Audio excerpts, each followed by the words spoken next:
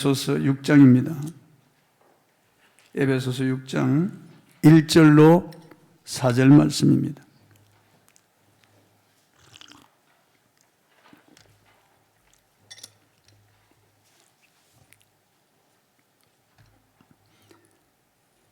제가 봉독하겠습니다. 자녀들아, 주 안에서 너희 부모에게 순종하라. 이것이 옳으니라. 내 아버지와 어머니를 공경하라. 이것은 약속이 있는 첫 계명이니 이로써 내가 잘되고 땅에서 장수하리라. 또 아비들아, 너희 자녀를 노엽게 하지 말고 오직 주의 교훈과 훈계로 양육하라. 아멘. 내 부모를 공경하라. 이런 주제로 오늘 말씀을 선포하겠습니다. 몇 년 전에 부끄러운 통계가 발표된 적이 있습니다. 우리나라 청소년들이 어른을 별로 존경하지 않는다는 통계입니다. 통계에 의하면 유엔 아동기금 아시아 태평양 지역 사무소가 아시아 지역 17개 국가 중에서 아동 청소년들이 어른을 존경하는 정도를 물었습니다. 아시아 태평양 지역 11개 나라에서 만 9세에서 17세 청소년들에게 질문했습니다. 어른을 존중히 여기는가 하는 이 물음에 대해서 매우 존경한다고 응답한 비율이 17개국 평균이 72%에 비해서 우리나라는 17%로 나타났습니다. 가장 높게 나온 베트남은 92%였습니다. 그리고 마지막 두 번째는 홍콩이었습니다. 어른 존경심이 부족한 것으로 조사된 홍콩조차도 39%로 기록하고 있습니다. 우리나라 청소년들은 17%로 맹꼴찌였습니다. 우리나라 청소년들의 문화와 의식과 인간관계의 건강 상태가 어느 정도인가 보여주는 그런 조사 결과입니다. 동방예의지국이라고 불렸던 그 말이 무색할 정도로 청소년들이 어른을 존경하지 않는 그런 세대가 되었습니다. 성경은 구약과 신약에 부모 공경에 대한 말씀이 많이 기록되어 있습니다. 우리가 왜 부모님을 공경해야 될까요? 첫째, 부모 공경은 하나님의 명령이기 때문입니다. 십계명 제5계명이 바로 부모 공경에 대한 계명입니다. 십계명은 하나님 사랑과 이웃 사랑으로 나눌 수 있는데요. 나 외에 다른 신을 두지 말라. 너를 위하여 우상을 만들며 거기 절하며 섬기지 말라. 하나님의 이름을 망령되이 일컬지 말라. 안식일을 기억하여 그날을 거룩히 지켜라. 이 네 가지 계명은 하나님을 사랑하라는 계명입니다. 그리고 나머지 6계명은 이웃 사랑하라는 계명이죠. 내 부모를 공경하라. 살인하지 말라. 간음하지 말라. 도둑질하지 말라. 내 이웃의 것을 헤아리고 거짓 증거하지 말라. 내 이웃의 것을 탐내지 말라. 이웃 사랑의 첫 계명이 바로 부모 공경의 계명이에요. 이웃을 사랑하는 첫 길이 바로 부모를 공경하라고 하는 그 계명입니다. 부모를 공경하지 않고 이웃 사랑할 수 없는 겁니다. 부모 공경하지 않으면 이런 죄를 짓는다는 겁니다.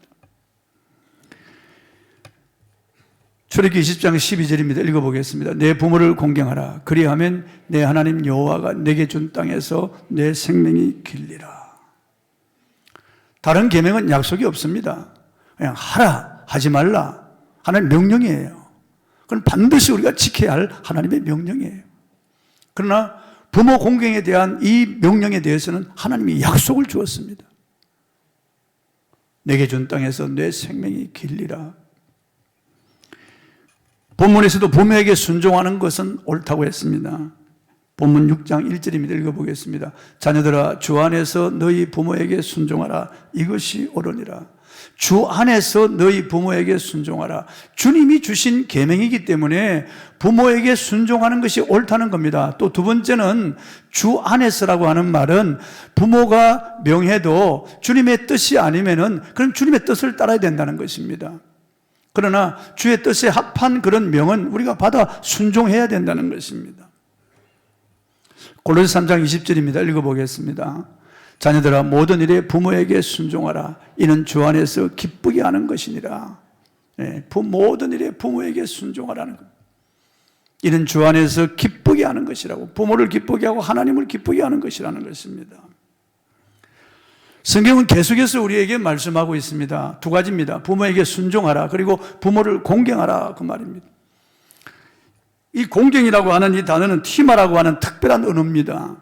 이는 하나님을 공경할 때 사용되는 단어인데 유독 부모에게만 이 단어, 공경이라고 하는 단어를 붙였습니다. 하나님을 경외하듯이 부모를 경외하라는 겁니다. 하나님을 존중히 여기듯이 부모를 존중히 여기라는 것입니다. 하나님을 섬기듯이 부모를 섬겨야 된다고 하는 그런 명령입니다. 이런 의미에서 종교개혁자 마틴 루터는 부모는 하나님의 대리자라고 했습니다. 왜냐하면 부모에 의해서 자녀의 육체가 조성되었고 생명을 이어받았기 때문입니다. 자녀가 이 땅에 태어나는 것은 하나님의 섭리와 주권 가운데 태어나지만은 그 통로가 부모이기 때문에 부모의 생산과 양육이 귀하다고 하는 것입니다. 내 부모를 공경하라고 하는 이 계명의 명령은요, 어떤 부모든지 공경하라는 겁니다. 부모가 좋든 싫든 말이죠. 배웠든 배우지 못하든 가난하든 부하든 부모가 성격이 거칠든 순하든 관계없이 내 부모이기 때문에 공경하라는 겁니다. 나를 낳아주시고 길러주신 부모이기 때문에, 나에게 생명을 이어준 부모이기 때문에 공경하라고 하는 것입니다. 우리가 선택하여 따를 수 있는 것이 아닙니다. 하나님께서 명령하시기 때문에 우리가 하나님의 명령에 순종해야 된다는 것입니다. 부모도 죄를 지을 수 있고 부모도 연약하기 때문에 부모도 자녀를 양육할 때 죄의 성품이 드러나기도 합니다. 자녀들은 부모와 가장 가까이 밀착하여 자랍니다. 그래서 어쩔 수 없이 부모의 은밀한 부분까지 알게 되는 것입니다. 부모의 성격적인 약점, 미성숙한 면, 그리고 마음의 상처까지 다 알고 자녀는 부모의 영향을 받습니다. 그 결과 자라나면서 부모로부터 상처를 받을 수가 있습니다. 과거에 지존파라고 하는 범죄 집단이 있었습니다. 사람을 잡아다 살해하고 그 인육까지 먹었던 아주 잔인한 그런 집단들인데요. 또 막가파라고 하는 그런 집단이 있습니다. 살인 행위를 서슴지 않는 이러한 사람들, 검찰에서 조사를 해보니까 그 부모가 아주 자녀들에게 상처를 많이 주었어요. 아버지가 폭력적이고 포근하고 아버지가 술 마시고 가정을 때려엎는 이런 일들을 자주 목격하면서 아이들이 상처를 받고 비뚤어지기 시작했다는 겁니다. 그래서 그 폭군 아버지로 인해서 자식들이 그렇게 망쳐버리고 말았다는, 인생이 완전히 망가져버리고 말았다는 겁니다. 그래서 본문은 이렇게 말씀하십니다. 본문 4절입니다. 읽어보겠습니다. 또 아비들아, 너희 자녀를 노엽게 하지 말고 오직 주의 교훈과 훈계로 양육하라. 우리는 태어나서 지금까지 누구에게 가장 화를 많이 내었을까요? 안타깝게도 가장 가까이 있는 사람에게 가장 화를 많이 낸다는 통계가 나왔습니다. 우리 영역에서 나를 인지하는 뇌 영역이 있는데 가장 가까운 사람들을 나와 하나라고 생각하는 의식이 있다고 합니다. 그래서 가장 가까이 있는 사람이 내 말을 따라주지 않을 때 화를 낸다고 하는 것입니다. 가장 화를 많이 낸 대상은 1등이 엄마, 그 다음 자녀, 그리고 부부, 그리고 형제라고 하는 것입니다. 그렇습니다. 우리가 살아가면서 참 가장 가까운 사람에게 가장 화를 많이 내고 살아갑니다. 그 결과 서로 상처를 주고받습니다. 제가 미국에 부흥회를 갔을 때 뉴욕에 있는 어느 교회, 그 교인들이 그렇게 말씀하시는 거예요. 그 장로님이 계시는데 장로님 부부가 이제 세상에서는 대학 교수로서 은퇴하고 이제 사시는데 그 자녀들이 타주에 사는데 이 부모를 보러 오지 않는다는 겁니다. 아버지, 어머니와 어절해버리고 오지 않는다는 겁니다. 그 목사님이 하시는 말씀이 아버지로부터 상처를 많이 받았다는 겁니다. 그래서 그리스도인 가정에서도 상처받은 자식들이 부모와 어절하고 살아가는 자녀들이 많다는 것입니다. 우리 가운데 이런 분들이 계실지 모릅니다. 목사님 우리 부모에 대해서 모릅니다. 목사님도 우리 부모 밑에서 이런 분에게 컸으면은 우리 부모와 어절할 겁니다. 이렇게 말할 수 있을지 모릅니다. 이해할 수 있습니다. 어린 시절 부모의 잦은 다툼을 보면서 마음의 상처를 받고 부모로부터 폭언을 듣고 물리적인 폭력을 당하여 마음의 상처가 생겨서 썸뿌리가 생긴 분들이 있습니다. 이것이 나쁜 기억이 되어서 쓴뿌리가 뿌리를 내린 곳마다 쓴물을 뿜어내고 열매를 맺는데 쓴 열매를 맺는 것입니다. 그래서 부부 생활에도 그 사람들이 자라서 결혼해서 자녀를 낳아도 그 자녀 교육에도 영향을 미치는 겁니다. 이런 쓴뿌리와 상처를 해결하지 않으면 내 생이 잘 되고 형통한 축복을 누릴 수가 없는 것입니다. 사람들은 쓴뿌리를 내면에 가지고 있으면서 이 쓴물을 뿜어낼 때 부부 생활에도 좋지 못한 영향을 미치는 거죠. 그래서 다투다가 난 어쩔 수 없는 사람이야. 우리 부모님도 이렇게 살았어. 나 부모의 영향과 그 기질을 그대로 물려받았어. 내가 이렇게 하는 것은 어쩔 수 없다니까. 나도 이렇게 하고 싶지 않아. 그런데 이렇게 되는 것은 어떻게 해? 당신이 이해하고 참아야 돼. 그러면서 이 갈등이 끊임이 없는 겁니다. 부부 생활뿐 아니라 자녀에게도 이 쓴뿌리와 쓴물이 내려가는 겁니다. 그래서 자녀 양육에도 문제를 끼쳐서 자녀에게 포근하기도 하고 폭력을 행사하기도 하는 겁니다. 그래서 자녀들이 또 삐뚤어지는 겁니다. 이런 악순환이 계속되는 겁니다. 그래서 부모와 자녀 간의 관계가 잘못됐으면 풀어야 됩니다. 이해하고 다시 관계를 회복해야 됩니다. 내가 잘 되고 내가 행복하기를 원한다면은 부모에게도 용서를 구하고 자식에게도 용서를 구해야 됩니다. 그래서 관계 회복이 중요합니다.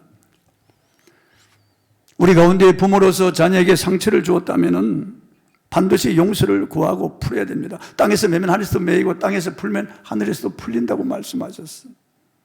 그래서 서로가 풀어야만 이 쓴뿌리가 없어져서 쓴물, 쓴 열매가 생기지 않는 것입니다. 유명한 가정사역자 이기복 교수의 강의 가운데 이런 내용이 있습니다. 머리가 하얀 70이 넘어 보이는 장로님이 결혼한 아들에게 전화를 했습니다. 아버지 왜 전화하셨어요? 무슨 일이 있었어요? 그러니까 아니야, 무슨 일이 있기는 아무 일도 없어. 그런데 왜 전화를 하셨어요? 사실은 있잖아. 내가 너를 사랑한다. 아버지 지금 뭐라고 하셨어요? 내가 너를 사랑한다고. 내가 너에게 미안해. 내가 미안한 것이 많아. 그리고 전화를 끊었습니다. 3시간 후에 이 며느리가 시아버지에게 전화를 걸었습니다. 아버님, 제 남편에게 뭐라고 했길래 방에 들어가 문을 걸어 잠그고 1시간 동안 통곡을 합니다. 이기복 교수는 더 늦기 전에 표현해야 된다고 했습니다. 오늘부터 시작하십시오. 아들아, 딸아, 미안하다, 용서해라. 본의 아니게 너희들 키우면서 마음에 상처를 주어서 미안하다. 내 딸로 태어나줘서 너무 고마워. 고마워. 너가 내 아들이라고 하는 것이 너무 고마워. 아버지, 어머니 고맙습니다. 힘들고 어려운 가운데서도 저를 키우시고 공부시켜 주셔서 감사합니다. 부부간에도 서로 사랑을 표현해야 됩니다. 고마워요. 당신이 내 남편이었어요. 고마워요. 당신이 내 아내가 되어줘서 참 고마워요. 미국에서 사업을 크게 성공한, 이 비즈니스에서 성공한 그런 제임스 김이라고 하는 분의 간증을 읽어보았습니다. 이 제임스 김의 아버지, 어머니는 미국에 이민 왔어요. 그 채소 가게에서 일을 하면서 어렵게 힘들게 그렇게 살았습니다. 아침에 일찍 일어나서 밥을 지어놓고 그 채소 가게로 부부가 나가서 거기서 일하는 겁니다. 그리고 밤 늦게 돌아옵니다. 그 아들이 이 제임스 김이요. 이 부모 얼굴도 제대로 보지 못하고 그래서 불평불만이 많았어. 아버지, 어머니는 나보다 돈을 더 좋아하고 돈밖에 모르는 사람인가 봐. 자식을 이렇게 내팽개치고 이렇게 무관심하게 이렇게 내버려 두다니. 그러면서 비뚤어지기 시작했어요. 그래서 비행 청소년들하고 서로 사귀면서 제 부모의 마음을 아프게 하는 겁니다. 그리고 부모가 타 이러면은 내버려 두라니까요. 간섭하지 말아요. 아버지 엄마도 나이 간섭하지 않잖아요. 막 그러면서 계속 부모에게 대항하기 시작합니다. 그런데 어느 날 이제 잠자리에 들었는데 그 어머니가 좀 일찍 왔어요. 아들 방문을 열고 들어갔어요. 자는 척하고 있는데 그 아들 머리맡에 와서 손을 모으고 하나님께 기도하고, 하나님 아버지, 제 아들을 지켜주세요. 먹고 살기 힘들고 바빴어. 제 아들과 대화할 시간도 없고 이민 생활이 너무 각박해서 주님, 내 아이들을 그냥 제가 맡아서 키울 수가 없어요. 하나님 아버지 지켜주세요. 눈물이 뚝뚝 떨어지는 겁니다. 그 닭똥 같은 눈물이 아들의 얼굴에 뚝뚝 떨어졌다는 거예요. 그 뜨거운 눈물이요. 그날 이 아들은 충격을 받은 거예요. 이 아들의 인생이 완전히 뒤집어진 거예요. 엄마의 기도 소리, 엄마의 그 눈물 방울 때문에 이 아들이 완전히 변화가 된 겁니다. 그날 이후로 이 아들은 공부하기 시작했고, 이 비행 청소년들 끊어버리고, 이 아들은 열심히 노력했어요. 미국 사회, 주류 사회에서도 이 비즈니스에 크게 성공한 사람이 되었다고 하는 간증을 읽었습니다. 어머니의 기도, 어머니의 눈물이 자식을 변화시키는 거예요. 제가 여러분 들으셨습니다마는, 제가 군에서 제대하고 이제 예비군복을 입고 집에 들어왔을 때 우리 어머니가 벗은발로 나오시더라고. 나를 끌어안고, 용효야, 너를 군대 보내놓고 내가 3년 동안 새벽기도 빠진 적이 없다. 그리고 방 안에서도 창문 너머 저 산을 바라보면서 저 산이 3번 옷을 갈아입으면 내 아들이 오는데, 그러면서 너를 위해서 기도했다. 저는 군에서 제가 운이 좋아서 살은 줄 알았습니다. 위험한 고비가 있었는데, 그런데 어머니의 기도, 어머니의 눈물의 기도 때문에 제가 살아서 돌아왔다고 하는 것을 알았습니다. 잊을 수가 없습니다, 여러분. 그래서 부모님은 우리의 자녀들 상처 준 것들 용서를 구해야 됩니다. 풀어야 됩니다. 우리 자녀들은 부모님께 잘못된 것, 그거 풀어야 됩니다. 부모를 공경하는, 이것이 우리와 하나님과의 관계를 푸는 중요한 열쇠이기 때문에 그렇습니다. 부모님과의 관계가 풀리면 다 풀립니다. 그러므로 우리는 이제 가장 가까이 있는 가족들을 사랑하고 친근히 여기고 서로 표현하고, 그리고 서로 말로써 화목한 가정을 이루어야 되겠습니다. 두 번째, 부모의 사랑은 하나님의 사랑을 닮았기 때문입니다. 프랑스 혁명 이후에 프랑스는 큰 혼란에 빠졌고 모든 백성이 빈곤에 허덕이고 있었습니다. 그때 어느 부대 하나가 이동하면서 군인들이 숲속을 지나가고 있었습니다. 지나가다가 기아에 지친 한 어머니가 새 아이를 데리고 길가에 쓰러져 있는 것을 보았습니다. 너무나 배가 고파서 더 이상 걸을 수가 없어서 아이들이 쓰러져 있는 그런 모습을 보고 불쌍히 여긴 나머지 상사한 사람이 빵 한 덩어리를 그 엄마에게 주었습니다. 어머니는 지체하지 않고 이 빵을 3조각으로 나누어서 새 아이에게 주는 것입니다. 아이들은 정신없이 받아 먹으며 기뻐하고 있었습니다. 이 광경을 보던 젊은 병사가 물었습니다. 저 여자는 배고프지 않은 모양이죠. 그러자 상사는 조용히 대답했습니다. 그게 아니야. 어머니이기 때문이야. 그렇습니다.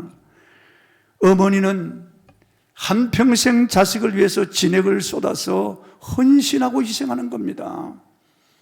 자식들이 다 커도 그 자식들이 항상 어머니 마음속에 있는 것입니다. 그래서 어머니의 이 사랑은 참 숭고하고 위대한 사랑이고 하나님의 아가페 사랑을 닮은 사랑입니다. 그래서 어머니에 대한 노래가 많은 것입니다. 나실 제 괴로움 다 잊으시고 기르실 제 밤낮으로 애쓰는 막, 그렇게 헌신적으로 희생적으로 나를 사랑하며 낳아주시고 키워주신 부모님이기 때문에 그 어머니의 그 사랑, 자식을 태워놓고 10달 동안 품어서 기를 때 이 뼈에 있는 진이 자식에게 그 뼈를 만드는 겁니다. 내 자식의 뼈를 만드는 겁니다. 그래서 여인들이 골다공증이 많은 겁니다. 뼈가 약해지는 겁니다. 아이들에게 다 주니까요.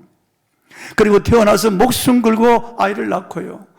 키우면서도 얼마나 힘들게 아이를 양육합니까? 요즘 젊은이들은 아이를 낳지 않는 젊은이들도 많아지고 있잖아요.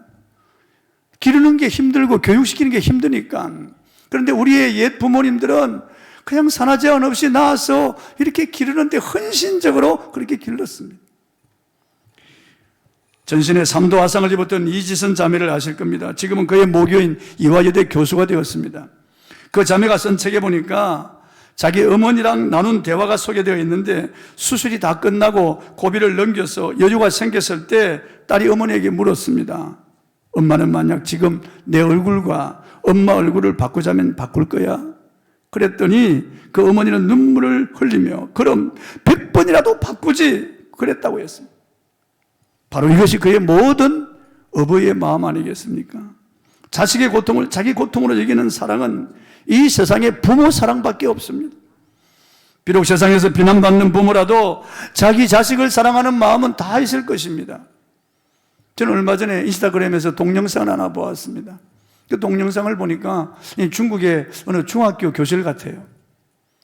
근데 선생님이 갑자기 어느 동영상을 하나 틀어주었습니다. 보니까 동영상에는 부두에서 힘겹게 노동하는 그런 노동자의 모습이 보였습니다. 그 무거운 짐을 배에서 지고 그 난간, 그 외의 난간을 이제 내려오는데 비틀거리면서 내려오는 거예요. 그리고 또 시장에서 리어카에 잔뜩 짐을 싣고 그 리어카를 끌고 땀을 흘리며 가는 그런 분의 모습도 보이고, 또 시장에서 물건을 파는데 소리치면서 손에 들고 물건을 파는 분, 뭐 여러 가지 힘겹게 노동하는 이런 노동자의 모습들을 보여주는 겁니다. 그런데 갑자기 교실에서 울기 시작하는 겁니다. 아이들이 여기서 훌쩍 저기서 훌쩍 하더니만 나중에 아이들이 그냥 다 우는 거예요. 그 아이들의 아버지 어머니였어요. 그 선생님이 그 촬영해가지고 보여준 거예요, 아이들에게. 자기 아버지 어머니가 저렇게 힘들게 노동해서 자기들을 먹여 살리는 줄 그날 그 영상을 보면서 알았다는 겁니다. 너무나 비참하고 너무나 힘들게 땀을 흘리며 저렇게 애쓰며 노력해서 자기들을 이렇게 양육하고 공부시킨다고 하는 걸 알았을 때 그 아이들이 다 우는 거예요. 우리 부모들 그렇게 힘들게 노력해서 자식들을 키우고 양육했습니다. 그러므로 부모의 이 은혜와 이 사랑, 우리가 갚을 길이 없는 것입니다. 백골난망이라고 하는 말이 있잖아요. 우리가 머리털을 뽑아서 신을 삼아서 신겨도 부모 은혜는 다 못 갚는다는 거예요. 그 내리사랑이라고 하는 말이 있지 않습니까? 자기 자식들에게 갚는 거죠. 그러니까 우리가 이 연로하신 부모님을 찾아뵈야 되고 용돈을 드려야 되고요, 따뜻한 말을 해야 되고, 그리고 마음 기쁘게 해드려야 되는 거예요. 이번 특히 이 지진에서 말이에요, 이 구조대가 어린 아기 하나를 구조했는데 그 콘크리트 더미가 쏟아지는데 어머니가, 그 엄마가 말이죠, 콘크리트 더미를 자기 등으로 받으면서 그 아기를 자기 품에 안고 살렸다고 하는 글과 사진을 보셨을 겁니다. 정말 어머니의 사랑은 위대한 겁니다. 그래서 나이가 들어도 어머니의 사랑은 잊을 수가 없는 겁니다. 이런 사랑을 받고 태어나고 자라난 저와 여러분은 마땅히 부모에게 효도해야 할 것입니다. 그리고 세 번째, 부모 공경은 하나님의 약속을 받는 것입니다. 본문 2절입니다. 6장 2절 읽어보겠습니다. 내 아버지와 어머니를 공경하라. 이것은 약속이 있는 첫 계명이니. 다른 계명은 약속이 없어요. 부모 공경만은 하나님이 약속을 주신 겁니다. 이 천지를 창조하신 하나님께서 우리에게 명령하셨으면 우리가 반드시 지켜야 되는 겁니다. 하라고 한 명령, 하지 말라고 한 명령은 반드시 지켜야 되는 것입니다. 약속이 없어도 우리가 지켜야 되는데 하물며 부모 공경은 하나님이 약속을 주셨다 그 말이다. 무슨 약속일까요? 에베소 6장 3절입니다. 읽어보겠습니다. 이로써 내가 잘되고 땅에서 장수하리라. 여기 잘된다고 하는 말은 다른 성경에서 번역할 때는 행복이라고 번역했습니다. 이로써 내가 행복하고 땅에서 장수하리라. 또 잘된다는 말은 형통과 범사가 잘된다는 그런 말입니다. 그러니까 이로써 내가 형통하고 땅에서 장수하리라. 이로써 내가 행복하고 땅에서 장수하리라. 여러분, 불효자식이 잘되는 법이 없습니다. 불효자식이 잘 사는 법이 없습니다. 불효자식은 범죄자가 될 가능성이 많습니다. 불효자식은 그 자식이 심은 대로 거두게 됩니다. 자기 자식에게도 불효를 받습니다. 하나님이 우리에게 약속 있는 첫 계명을 주셨는데 부모를 공경하는 자는 땅에서 잘되고 행복하고 장수한다는 것입니다. 이건 통계학적 진리입니다. 효도하는 사람이 오래 삽니다. 효도하는 가문이 번성합니다. 효도하는 그 사람이 잘 됩니다. 그 가문이 화목하고 행복합니다. 가화만사성이라고 하는 말이 있지 않습니까? 그 말대로 가정이 화목하면 만사가 뜻대로 다 이루어진다는 말. 이건 중국의 통계로 만든 그런 성어예요. 영적으로나 육체적으로나 물질적으로 형통한 것입니다. 이스라엘이 강한 점은 그 뿌리를 효에 두고 있습니다. 내 부모를 공경하라, 거기 두고 있는 거예요. 왕대밭에 왕대가 나고 갈대밭에 갈대가 나는 법입니다. 심은 대로 거두게 됩니다. 행한 대로 받습니다. 그러므로 우리가 부모님을 힘써 공경해야 됩니다. 자주 찾아뵈야 됩니다. 전화를 올려야 됩니다. 따뜻한 위로의 말을 해야 됩니다. 고맙다고 해야 됩니다. 감사하다고 해야 됩니다. 계속해서 여러분 구약 성경 룻기를 보십시오. 엘리멜렉이라고 하는 사람이 그 안에 나오미와 말론, 길론 두 아들과 함께 베들레헴에 살다가 흉년이 들어서 모압으로 내려갑니다. 모압으로 내려가서는 안 될 거예요. 그런데 모압으로 내려갔어요. 모압은 이방 땅입니다. 그런데 거기 내려가서 얼마 후에 엘리멜렉이 죽고 맙니다. 그리고 말론, 길론이 그 땅 여자들과 결혼했습니다. 그 며느리 룻과 오르바예요. 그런데 얼마 후에 말론도 죽고 길론도 죽었습니다. 세 가부가 남은 거예요. 세 가부가. 그리고 기가 막힌 일이 아니겠습니다? 그래서 나오미가 이 두 며느리에게 친정으로 돌아가라고 그럽니다. 너희 신에게로 친정으로 돌아가서 재혼하라고 그럽니다. 아직 너희들은 젊었으니까 너희들이 나이가 무슨 자식이 있느냐? 나이가 무슨 희망이 있느냐? 그러니까 가라고 합니다. 그때 오르바는 돌아갑니다. 친정으로. 그런데 룻은 돌아가지 않습니다. 끝까지 어머니와 함께하고 어머니가 죽는 그곳에 자기도 죽을 것이라고 합니다. 어머니를 떠나면 하나님께서 내게 벌의 벌을 더 내리실 것이라고 말합니다. 아주 강력한 그런 결심을 합니다. 룻기 1장 16절 17절 읽어보겠습니다. 룻이 이르되 내게 어머니를 떠나면 어머니를 따르지 말고 돌아가라 강건하지 마옵소서. 어머니께서 가시는 곳에 나도 가고 어머니께서 머무시는 곳에서 나도 머물겠나이다. 어머니의 백성이 나의 백성이 되고 어머니의 하나님이 나의 하나님이 되시리니 어머니께서 죽으시는 곳에서 나도 죽어 거기 묻힐 것이라. 만일 내가 죽는 일 위해 어머니를 떠나면 여호와께서 내게 벌을 내리시고 더 내리시기를 원하나이다 하는지라. 이 룻은 어머니 나오미의 신앙을 전수받았어요. 나오미의 영향을 받아서 그도 여호와 하나님을 아는 사람이 되었고요. 하나님을 믿는 사람이 되었습니다. 그래서 어머니 하나님 나의 하나님이라고 고백하면서 어머니를 따르는 겁니다. 그래서 이게 말려서는 안 되겠구나 하고 데려갑니다. 베들레헴으로 따라오는 겁니다. 그래서 거기서 룻은 그 늙은 어머니를 지극정성으로 봉양합니다. 가난하고 늙고 희망이 없는 그런 시어머니지만은 그 시어머니를 따라와서 그 시어머니를 공경하고 봉양하는 겁니다. 밭에 가서 이삭을 주어서 그것으로 죽을 쏘서 어머니와 같이 먹고 그러는 겁니다.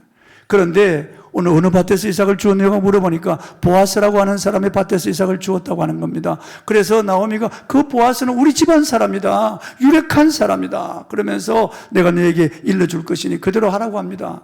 그래서 추수 때는요, 그 밭에서 천막을 치고 잠을 자거든요. 낯가리를 지키면서. 그런데 보아스가 천막에 잠을 잘 때 이 나오미가 룻에게 일러줍니다. 가서 그 이불을 덜치고 그 발 밑에 내가 들어 누우라 그럽니다. 그 잘못하면 엄탕한 여인으로 오해받을 수 있지 않겠어요? 그런데도 어머니가 말할 때 그 순종합니다. 가타부타 반대가 없이 예 알겠습니다 하고 그대로 따라하는 겁니다. 그래서 이불을 들치고 거기 들어가는 겁니다. 이 보아스가 자다가 깜짝 놀랐어요. 일어났어요. 그리고 보니까 룻이거든요. 이방 여인 룻.